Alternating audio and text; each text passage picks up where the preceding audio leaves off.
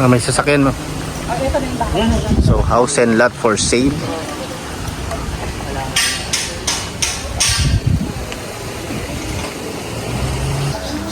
Hello guys, actual site viewing tayo ng property. Ayan. So, may kliyente ako ngayon. So, titignan nila yung property nito. So, this is a resale house. Ayan. So, tinitignan nila. So, yung lote nito is downhill. Okay.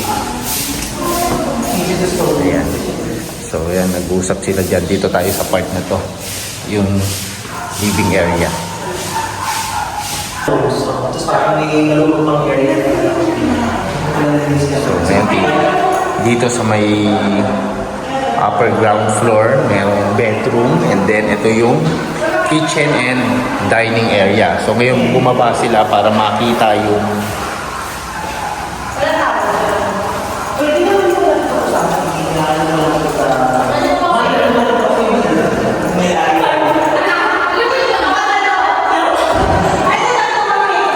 basement sa may baba. So mayroong dalawang room dito, guys.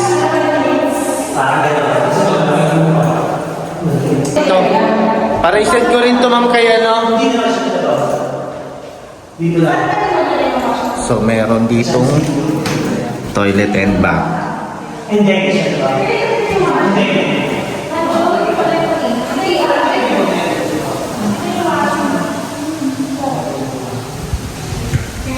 Andun yung laundry area.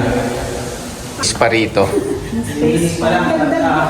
Pumunta kasi yung ano, Yung mga dahon. dahon. Ay, naku. Hindi siya lagi sa kawain. Ano siya? Hindi ko dapat nililagay doon.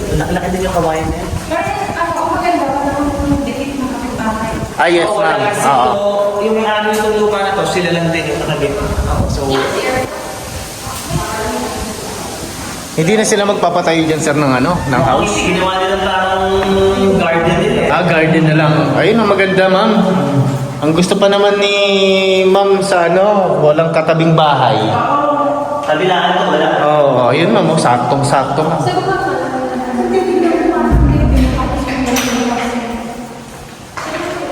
Ito na yung basement. So, ilang bedrooms to, sir? 4. 4 bedrooms. So, dito, dalawa sa may... Isa sa... Oo. Dalawa sa taas.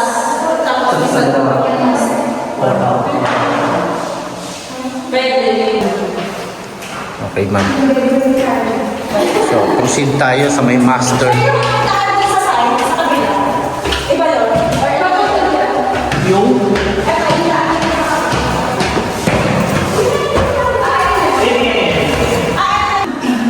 Ma'am? Kakakabit lang. Ah. Yung splitter sa bahay. Mhm. So pag binenta yata kasama na yun, di ba? Ah, yes, ma'am. Kasama na yun. Ibili na lang kayo, ma'am, ng bago. Ayun nga, kailangan ng bahay ni Sir Chan.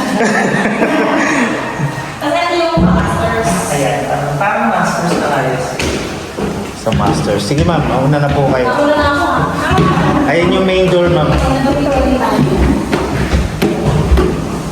So, ngayon, umakyat sila papuntang master bedroom. So, sunod tayo. So, ang price pala nito is 10 million. O parang So, ngayon, nandito tayo sa may second floor. Attic style. So, ito yung master. Ayan. So, laki ng space. Ito, may palakihin nyo lang, ma'am, dito yung ano. Ah, hindi makita yung view. Di ba, sir, pwede itong palagyan pa ng panibagong floor? Parang maganda siya eh. Para at least makita lalo yung view. Di ko alam kung pwede pa natin dagdagan ha. Baka hindi na kayanin ng May restriction ba rito, sir? Pwede mo paggawa ng terrace. terrace. Ay, oo. Kahit terrace lang, oo, pwede yan. Kasi parang paano siya sir yung mas na? kasi Yung iba kasi, sir, 9 meters eh. 9 meters yung height ng bahay. depende eh. Ito, kasi ito down slope eh. Hindi kaya idadamay nila yung ilalim sa Baka, sir. kasama eh. Kasi tingin ko maximize na yan eh. Ah, okay. Oo. Pero yung iba may mas mataas ka. Yung iba nga, sir, di ba ang tataas eh? Oo, May dito. bigla rin sila. Oo. Kaya dito sir, oh, pag pinataasan nga nila dito, kitang-kita nila. Kita mo na yung bubong. Ito sir, may namarket ko rin yan, oh. Ah, ito? Ayan, yan, yung Ito, nabenta duplex. na ito isa eh. Ah, nabenta na yan. Ito, Ah, ayan, kaya pala isa sa meron akin, ito na lang, yung Oo, isa na isa lang. na lang pala. Ayan, nasa ano yan, 9.8 yata, ma'am? 9.8 o naging 8.9 na lang. Bumaba yung price niya lang. Ito.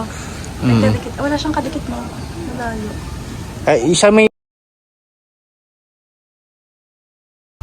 Parang, yung pinagawa niya. May space pa pala dun sa kabila. May isa pa yan. May isa pa eh. Oh. Baka papatayon ulit nila sir. Lalagyan pa yan ng isa. Oo. Oo. Space pa pala dun. Tatlo pala yan. Saka madaling magpalinis ng ano kaya. Oh, maabot. Ito ma'am, no? Ito sir, di ba? Ito, wala nang katabihan ma'am. Wala. Hindi na kayo mahihirapan dyan. Ayan ang gusto ni ma'am. Madaling ikabit. Oo. Diyos ko, tumawag pa ako. Ano kami ng solar Maganda install. solar ano? Mm-hmm. Sa solar na lang. Meral ko na. Mura na eh. Meral